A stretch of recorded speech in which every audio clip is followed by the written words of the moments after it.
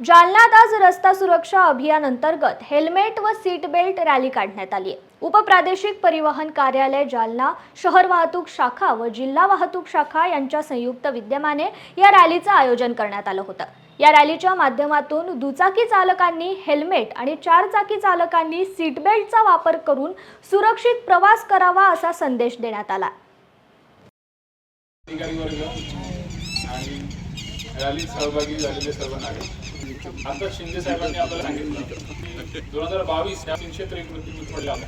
23 या वर्षामध्ये जर का पाहिजे तर 330 आपण अपघात रिडक्शनमध्ये 23 मध्ये 4% अपघात रिडक्शन आकडेवारी जर का पाहिली तर 165 असं एक मृत्यू रस्त्यावरती घडतो आहे। आणि जालना जिल्ह्यामध्ये रस्त्यावरती घडणारी मृत्यू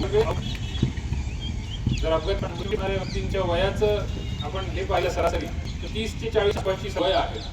सगळे घडणारे मृत्यूमुखी पडणाऱ्या तरुणाच्या घरातील काळजी असते, ज्यासाठी आपल्याला अपघात व्हावी लागते।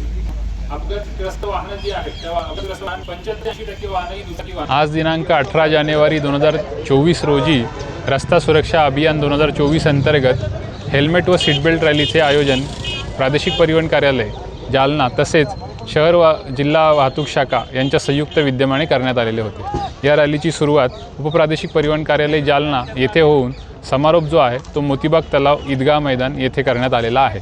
या रॅलीचा उद्देश हा वाहन चालकांमध्ये जर दुचाकी चालवत असतील तर हेल्मेटचा वापर करणे आणि चारचाकी चालवत असताना सीट बेल्टचा वापर करणे याबाबतची जागृती करण्यासाठीचा होता।